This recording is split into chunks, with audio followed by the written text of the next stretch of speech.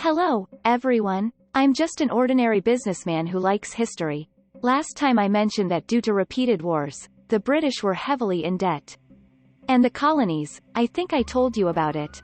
When the Townshend Acts were established, the 13 colonies were very upset about it. Especially in Boston, where the customs office was located. The backlash was very strong. And the people in the customs department felt threatened by that and asked the British Army to protect them and was stationed in Boston.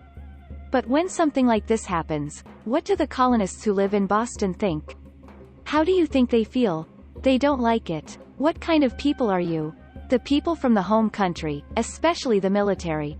Why are these people with such strange power here, watching us as if they are watching us? It's our world that we live in. The people of the colonies are against the home country, resulting to a big incident that happened, when the military and the civilians clashed. It's called the Boston Massacre. I don't think you hear about this very often and I don't think it's in the textbooks. But this Boston Massacre happened. I think it's not in the textbooks. This Boston Massacre is the one that led to the big incident that came out later. What is this Boston Massacre? There was a man who was stationed in Boston who did not pay for his haircut. He was complained by a young man in Boston. But in fact, this military leader doesn't listen to the people. They don't care, so they just ignore it. But this young man was complaining more and more, and it escalated. He cursed him out loud. Hey, you British Army. Can't you even pay for your own hair? You bastard. You take so much tax money. That's what you say in a loud voice. You say that on the street, right? What happens if you do that? The person who is being told what to do is an important person. His men beat up this young man. When he's yelling and cursing like that, he's already full of adrenaline, so when he's hit in the face like that. You've got to be kidding me. I was like, fuck you. That young man called his friends and started to fight. He threw snow and stones to the army. It was just a small quarrel. But gradually, it gets serious. You know, if a rock hits you in the face, it's a little annoying, isn't it? Both of us. That's what happened. The atmosphere became very serious, and the soldier opened fire. I think about 5 civilians were killed. Let's put aside for a moment who was more to blame. But this incident was used as propaganda against the British. The British are against with empty-handed and powerless good civilians. And then they slaughtered them. This incident made the people in colonies a little scared.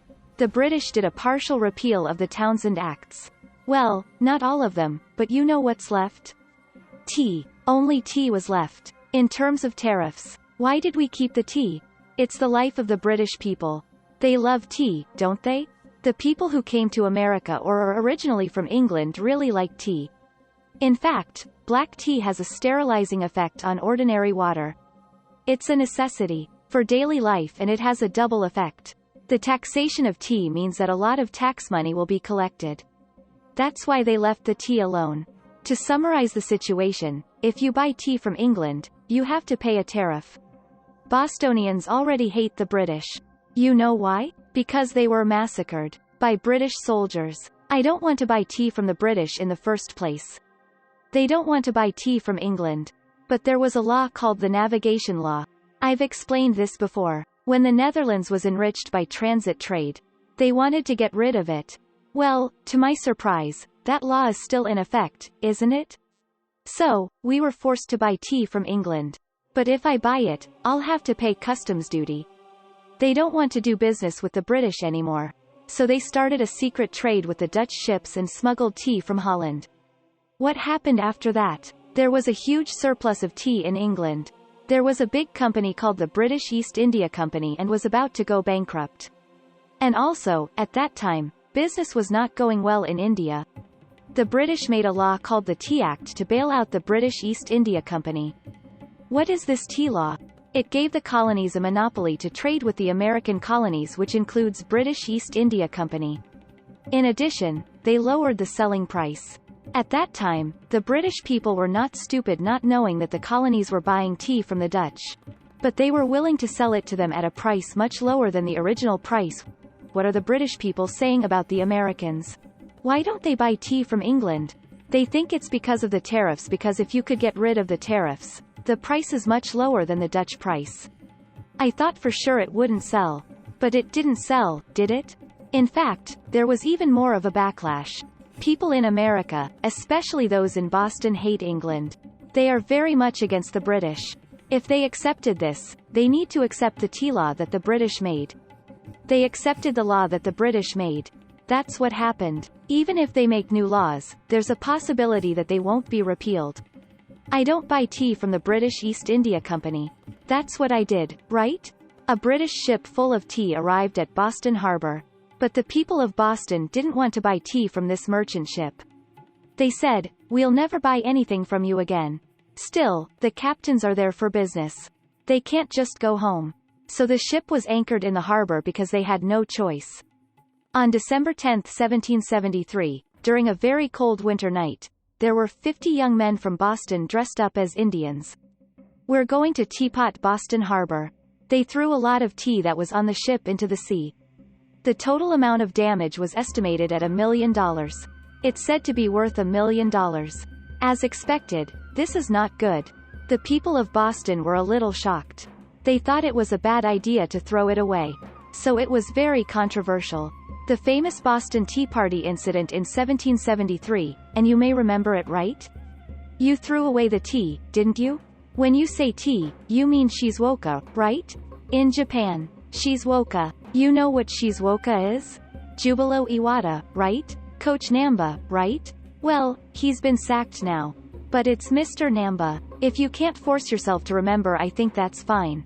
I'll leave it to you to decide how to remember. You don't have to remember anything. Just remember, Boston Naniwa, Boston Naniwa. I'm sure you'll learn it eventually. But you know what? This episode is related to the Boston Tea Party incident.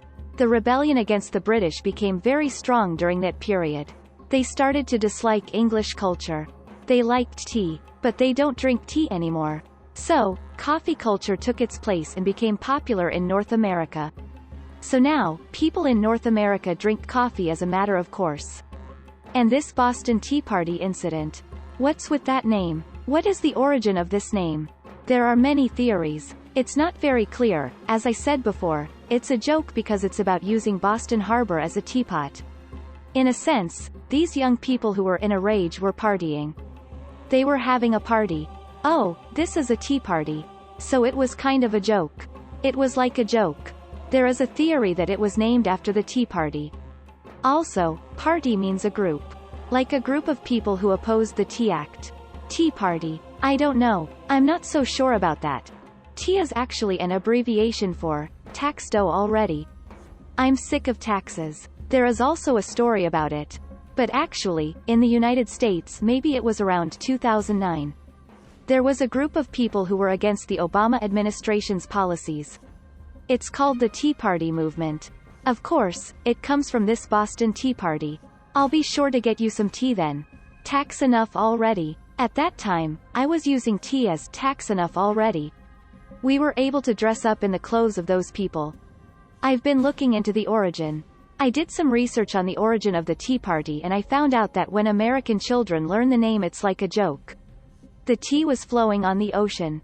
So they named it Tea Party. I read that in an article. So that's what it is, isn't it? That's what Americans learn, right? Japanese people can't say that American history is different from theirs. I don't think it's fair to say that Japanese people are so different from American history. I don't know. I'm just saying. I can't be sure about that either. If you know something about it, please let me know. Let's go back to the history. What did these angry young people do? What they've done, there's no going back. I'm sure the British can't keep quiet either. They have a reputation to uphold. They can't just say, well, yes. They can't just say, oh, I see.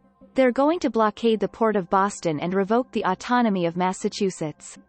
That's right. So finally, at this time the British are taking repressive measures against the colonies. The conflict between them intensified. The colonial side began to feel that they wanted to become independent. But I'll explain about that in the next article. If you find this video interesting and informative, please like it and subscribe to my channel.